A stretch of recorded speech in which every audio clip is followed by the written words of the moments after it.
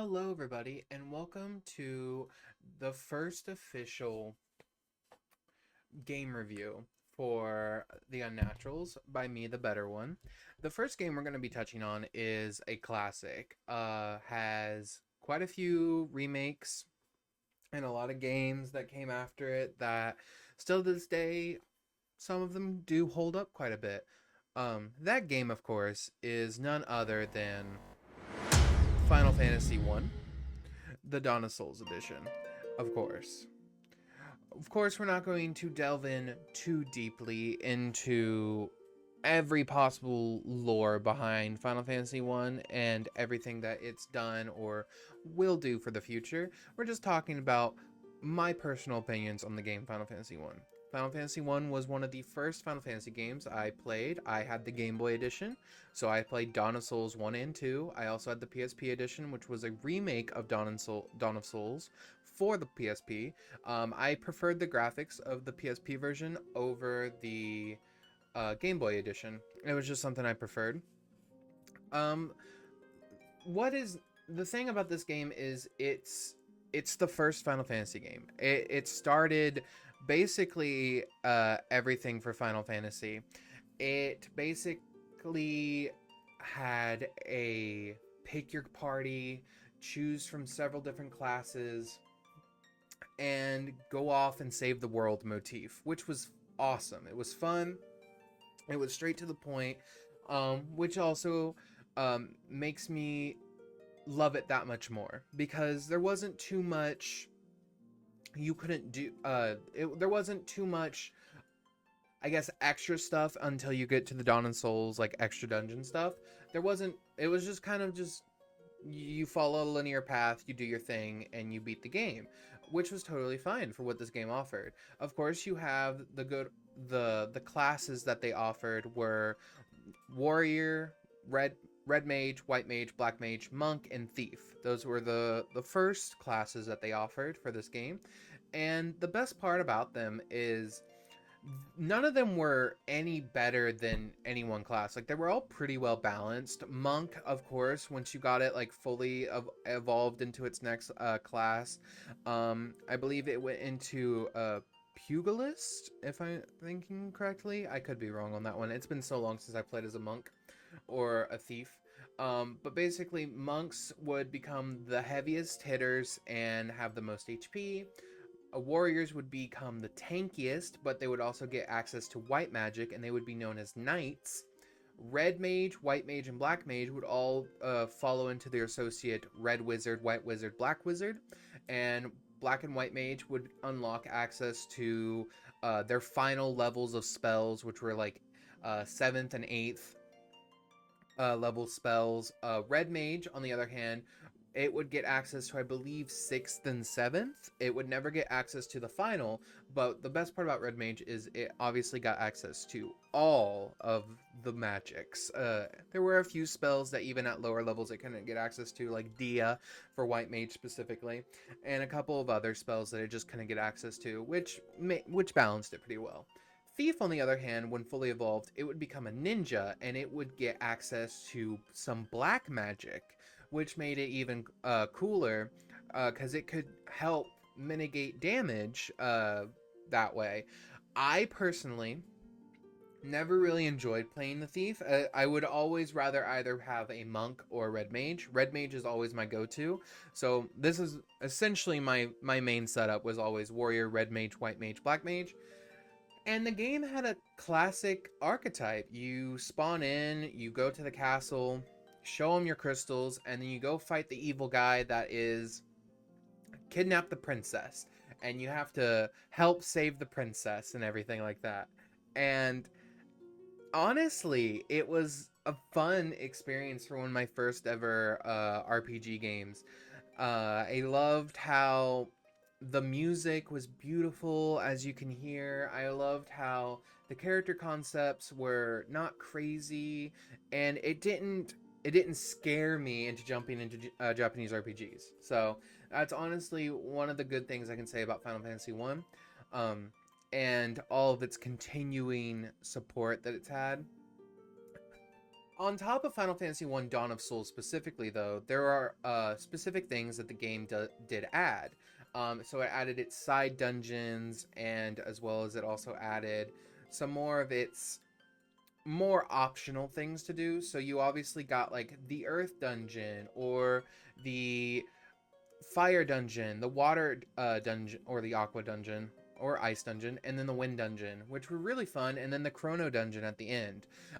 Those were all very fun to attempt to do and have to play around with and everything like that. I distinctly remember going through the Chrono dungeon the first time and being absolutely mortified by all the puzzles and all of the multiple things that you had to do to get through this dungeon, and it kind of broke me at certain points. When I finally made it through, I was just excited to make it through the dungeon. That was about it. I do also love how in Final Fantasy 1 you get access to like a bunch of different modes of transportation, which was one of the first games I ever played that like you did more than walk, because I'll be honest, the only games I had ever played for the longest amount of time were Pokemon, and the only modes of transportation you get in Pokemon is run and walk, and then fly and surf.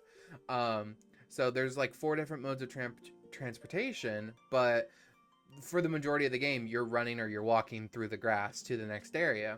Whereas with Final Fantasy, that wasn't the case. You get a ship, you get a canoe, you get an airship, you get a bunch of these different options that thrown at you to help you traverse the game. The random encounters were fun. I loved how when you go to a specific peninsula in Final Fantasy 1, it actually brings you to a place where you can fight super high leveled monsters and get an extreme XP boost because of how the game was coded, which was always a fun experience to do. Now, to talk about some of the less fun things or less fun aspects that I have with this game, playing it through multiple times and seeing it, Final Fantasy 1 Dawn of Souls, compared to the NES or compared to any of the original or older versions of Final Fantasy 1, the game is a lot easier on PSP and on Game Boy and the Pixel remaster that's on Steam. It is a lot easier. I'm not going to deny that. They added a lot more quality of life features, such as like items not costing as much as they did in the original games. But that is something I wish you could have the option to change. If they ever decide to, I don't think they're ever going to remake Final Fantasy 1 again, but if they ever decide to remake Final Fantasy 1 again, that would be wonderful. And if they do, they could essentially maybe let the players have access to manipulate the items, the cost of items in shops, as well as like, maybe manipulate enemy encounter rate more than just either having it to be super common, super rare, or just normal. Or sorry, it's super common, not at all, or normal in like the further games. Also in Final Fantasy 1, it was one of the first games that I had to experience going to like resurrect my party members, because I mean, I played Pokemon, so there was always the Pokemon Center where you would go in, you would like resurrect your fainted Pokemon. I keep referring to Pokemon because before Final Fantasy 1, that was the only RPG I'd ever played.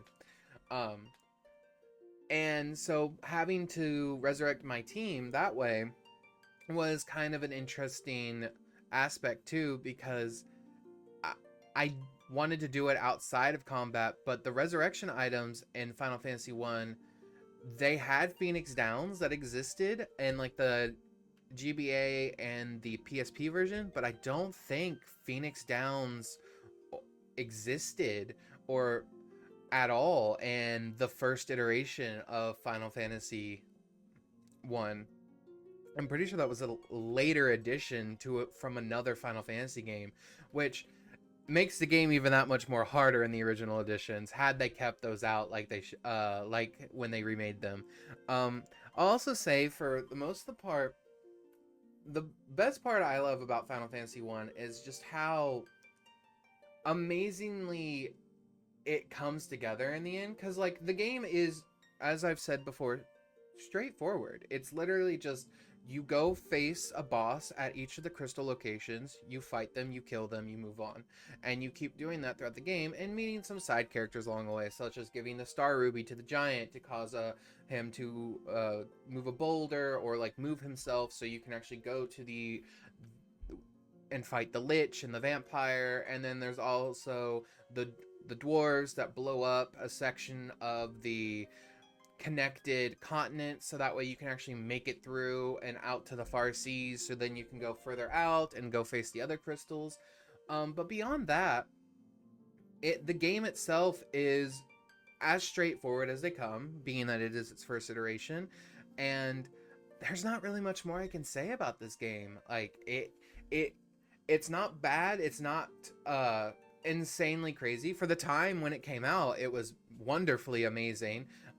But yeah, it holds up in my opinion, and in my opinion, in my heart, I give Final Fantasy 1 Dawn of Souls edition, I give it a 7.5.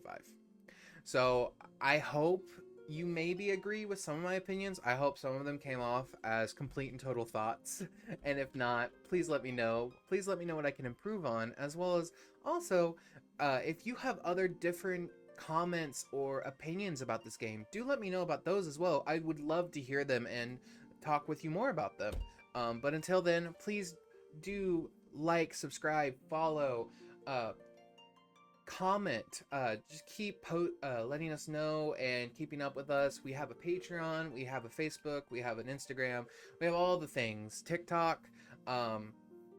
Please just let us know if there's anything else that we could add or do. But until then, next time we're gonna hit on a different game. So until then, I'll see you all then.